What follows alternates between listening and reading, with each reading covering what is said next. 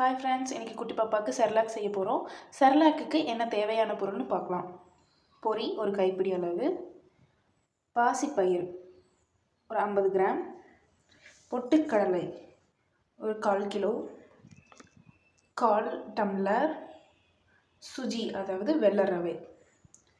இது ஏலக்காய் 4 ஏலக்காயில் உள்ளே இருக்கிற சீட்ஸ் மட்டும். ஏலக்காய் போடக்கூடாது, ஏன்னா அது கசக்கும் அந்த அவுட்ரு தோல்.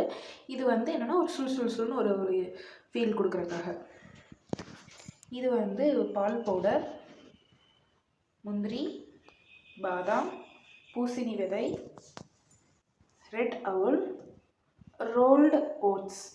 இதையெல்லாம் ஒவ்வொன்றா வறுத்து வச்சுக்கணும்.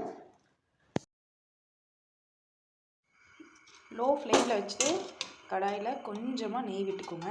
நம்ம ஒவ்வொன்றும் வறுத்து எடுத்துக்கலாம். எடுத்துகிட்டு உங்களுக்கு ஷோ பண்ணுறேன். எல்லாமே வறுத்து எடுத்துக்கிட்டேன்.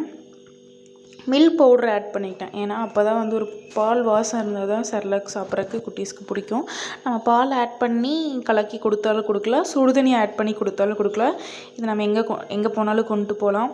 இது பொரி மட்டும் நான் நெய் சேர்க்காமல் வறுத்து எடுத்துக்கிட்டேன். மீதி எல்லாமே கொஞ்சம் கொஞ்சம் நெய் ஊற்றி நல்லா வறுத்து.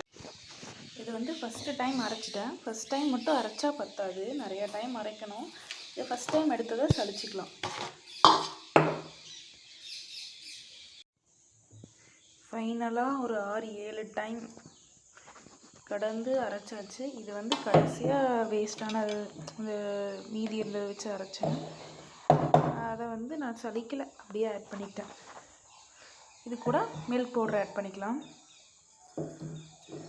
இந்த மில்க் பவுடர் ஆட் பண்ணுறோட பர்பஸ் என்னென்னா, நம்ம சுடுதண்ணியில் போட்டு கூட கலக்கிக்கலாம். நான் ஸ்டார்டிங்கில் சொன்ன மெஷர்மெண்ட் எல்லாமே கரெக்டாக அக்யூரேட்டாக எடுக்கல, ஓரளவுக்கு எடுத்துக்கிட்டேன். எனக்கு 1 kg வந்துச்சு. இது ஒன்றும் பெரிய விஷயம் இல்லை, ஈஸியாக வீட்லேயே அரைச்சிக்கலாம்.